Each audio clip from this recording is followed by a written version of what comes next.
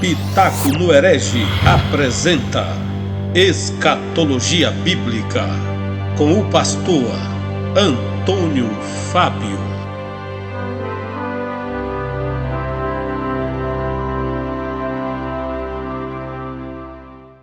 Meus amados, a paz do Senhor a todos vocês. Estamos de volta com mais um conteúdo dentro do campo da escatologia bíblica.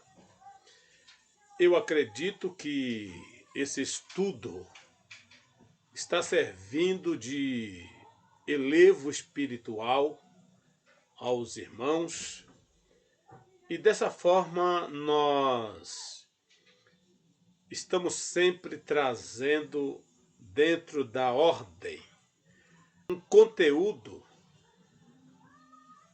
de muito valor espiritual para todos vocês. Hoje nós vamos falar sobre ensinos figurados que mostram que a Igreja do Senhor Jesus Cristo será salva, retirada dessa terra antes da grande tribulação, período este compreendido pelo chamado Dia de Cristo, que é equivalente a 7 anos de tribulações jamais vistas e experimentadas pelo homem natural. No vídeo anterior, mostramos 2 aspectos da vinda de Cristo. Você se lembra? Isto é, as 2 fases distintas: o arrebatamento da igreja e a revelação pública de Jesus Cristo em glória. E assim sendo, fica claro que há 2 acontecimentos distintos da segunda volta de Cristo Jesus. Segunda vinda, porque a sua primeira vinda se deu quando ele veio como o Salvador, o Cordeiro de Deus que tira o pecado do mundo, e fora pregado na cruz, ressuscitando ao 3º dia. Foi a primeira vinda. A segunda, portanto, escatológica, que se divide em 2 fases, estamos aguardando para o arrebatamento e, posteriormente, sua vinda pública, quando todos os olhos o contemplarão e o verão o sinal do Filho do Homem nas nuvens do céu. Pois bem, hoje trataremos, portanto, do ensino figurado de que a Igreja do Senhor será tirada deste solo de uma forma veloz, rápida, pelos anjos de Deus, pela ordem do próprio Senhor Jesus Cristo. Pois é, Enoque foi transladado antes do dilúvio destruidor que destruiu e eliminou toda a população da terra. No livro de Gênesis, no capítulo de número 5, versículo de número 24, a palavra de Deus diz: Enoque andou com Deus e não apareceu mais, porquanto Deus o tomou. Quando Deus levou Enoque da terra, logo em seguida, alguns anos, a terra fora submersa pelas águas do dilúvio. É uma figura bíblica de que a igreja do Senhor será tirada dessa terra antes que este mundo seja submerso pela ira divina que há de vir e está muito próxima. Pois bem, exatamente, a vida de Elias é uma figura de que a igreja será tirada da terra antes de qualquer indício de conflitos armados neste planeta. Sendo assim, o profeta Elias, ele foi transladado, arrebatado, antes da conquista de Israel pelos seus inimigos. Assim que Deus o levou, o seu servo, Israel amargou uma experiência dolorosa numa guerra sangrenta. E isto é uma figura dos santos da igreja que será transladada no arrebatamento e não provará a morte. Em 2 Reis, no capítulo de número 2, o versículo de número 11, assim diz a palavra do Senhor.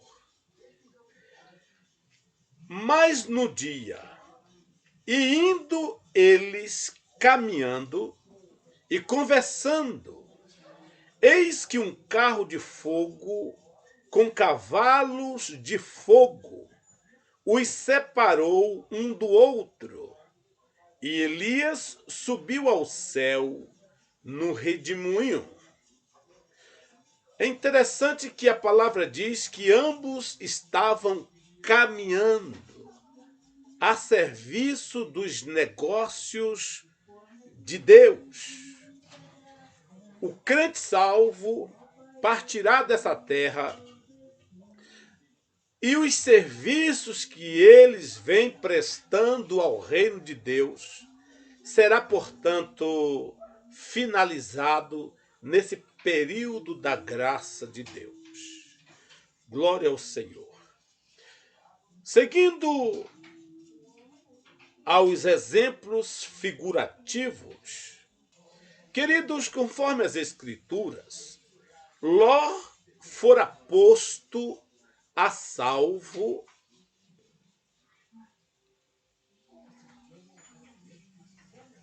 antes de Deus subverter as cidades ímpias de Sodoma e Gomorra. E aqui, meus amados, o próprio Cristo foi quem disse que seria da mesma forma quando ele vier. Veja que exemplos maravilhosos que o próprio Jesus figurou o dia do seu retorno para a igreja tão somente, especificamente. Pois bem, no Evangelho segundo escreveu São Lucas, no capítulo 17, 29 e 30, diz a palavra do Senhor.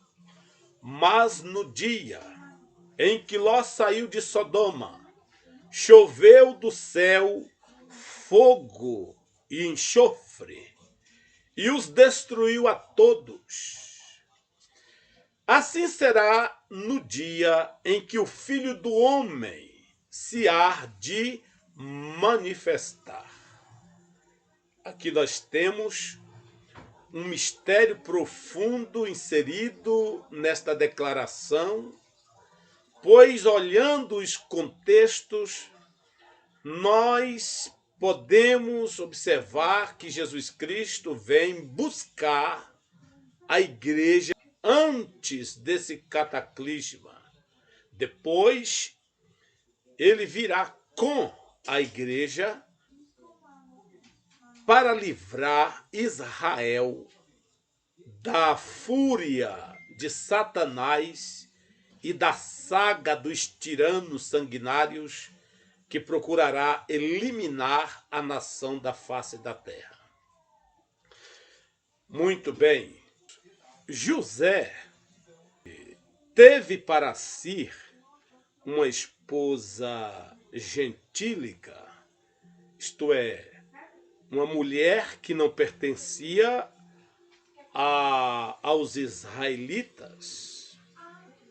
E essa esposa gentílica justamente foi envolvida com ele no matrimônio antes da catástrofe da fome que veio sobre o Egito e as demais nações.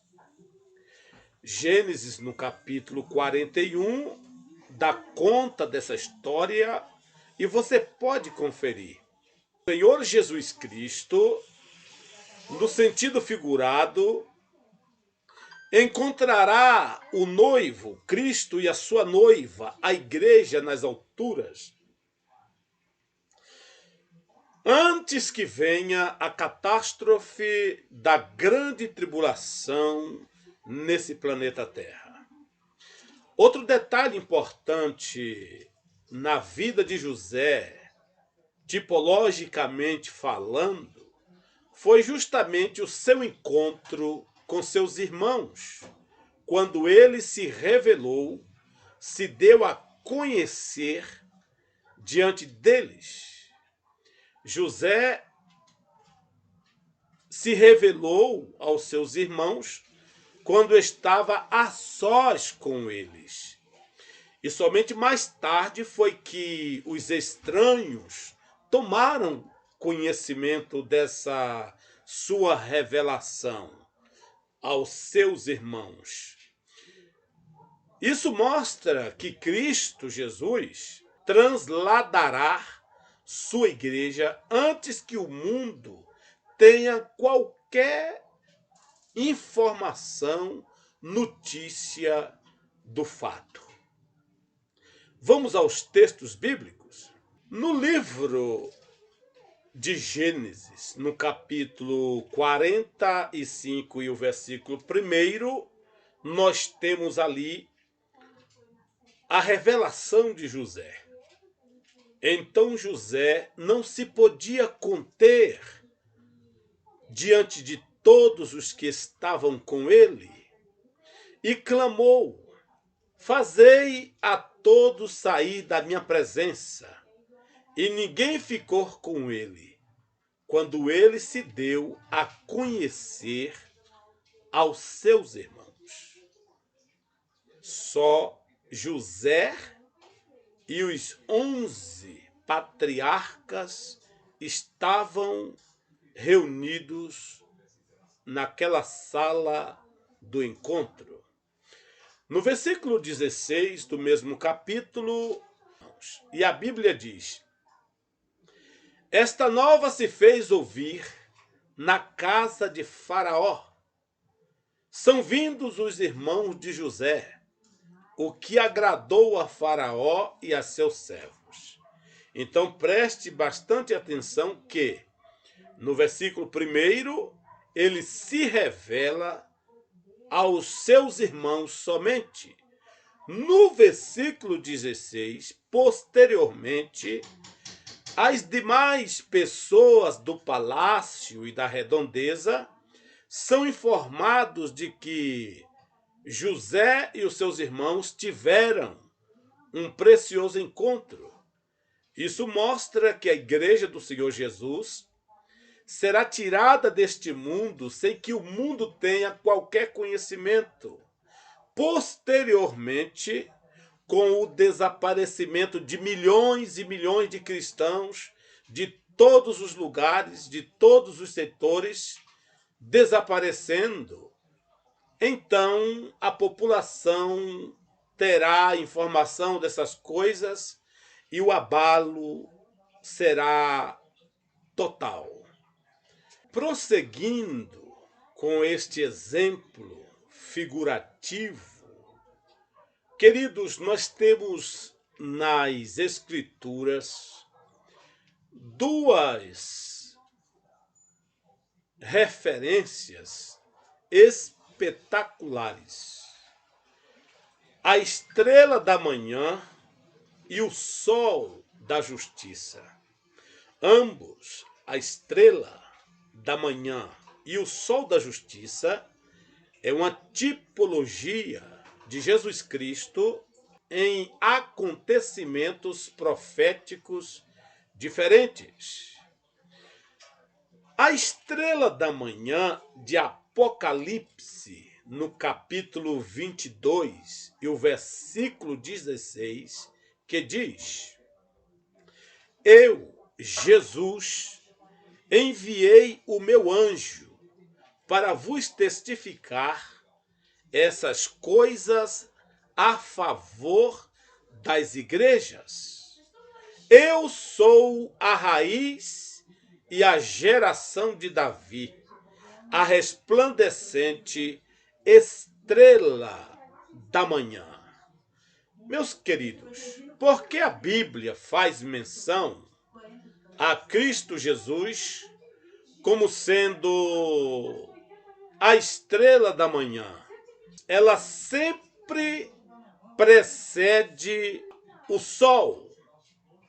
Jesus Cristo, como sendo a estrela da manhã, está vindo para a igreja do arrebatamento antes do surgimento do sol da justiça, isto é, antes dos juízos de Deus desencadearem nesse planeta, conforme temos a doutrina do dia da ira divina. Jesus Cristo, como o sol da justiça, de Malaquias, capítulo 4, versículo 2. Vamos ao texto, meus queridos.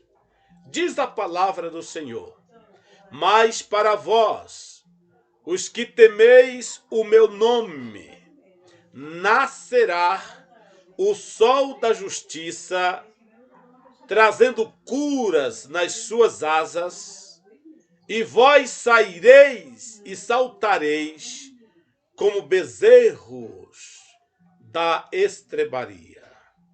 Glória ao nome de Jesus.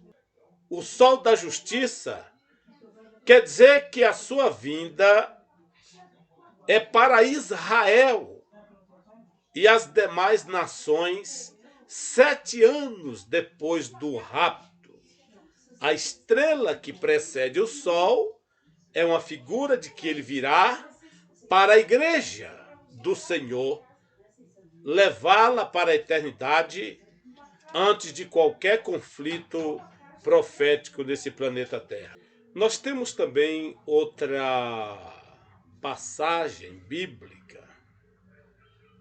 A primeira vinda de Jesus Cristo, quando ele veio a esta terra, nascendo de Maria. É interessante que quando ele nasceu em Belém, revelou-se primeiramente aos que o esperavam. Lembra de Simeão e Ana? Pois é. Mais tarde é que ele se revelou publicamente lá na sinagoga de Nazaré, da sua cidade natal. No livro de Lucas, no capítulo 10, versículo 21, 25, 26, 38, e eu peço para você conferir, a palavra de Deus diz: o anjo, porém, lhes disse: não temais, porque vos trago novas de grande alegria, que será para todo o povo. Glória a Deus. Nos demais versos, a palavra do Senhor diz: Ora, havia em Jerusalém um homem cujo nome era Simeão, e este homem, justo e temente a Deus, esperava a consolação de Israel. E o Espírito Santo estava sobre ele, e lhes fora revelado pelo Espírito Santo que ele não morreria antes de ver o Cristo do Senhor. Chegando, porém, ela, na mesma hora, deu graças a Deus e falou a respeito do menino a todos os que o esperavam a redenção de Jerusalém. Esta pessoa foi Ana, do versículo 38, 84 anos esperando o rei de Israel. Finalmente o menino nasceu e Ana foi uma das que pregou o acontecimento fabuloso, maravilhoso do menino Jesus no templo em Israel. Meus queridos, por último, nós temos mais um exemplo que é um dos clássicos da escatologia bíblica, que figura a igreja sendo arrebatada antes da grande tribulação. O Espírito Santo que nos foi dado como selo e como penhor. Pois bem, o Espírito Santo como selo é a prova de que Deus nos comprou e que somos sua possessão. Selo numa carta significa o quê? Que aquela carta é propriedade de alguém cujo endereço está anotado para ser entregue à sua exclusiva pessoa. Fala de propriedade. O Espírito Santo como penhor, queridos, nos leva a entender que ele, habitando em nós, é um investimento divino e também um penhor, significando que em breve ele virá levar toda a sua compra. Glória a Deus! É evidente que nessa ocasião ele virá para levar somente o que é seu. Penhor fala de garantia. Você tem o Espírito Santo?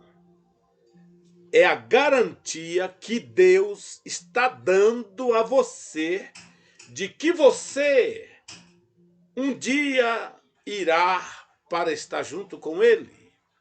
O Senhor, o Espírito Santo é o penhor, é o selo que identifica você como propriedade de Deus e como penhor identifica você como sendo uma garantia de que Deus virá buscar aquilo que lhes pertence.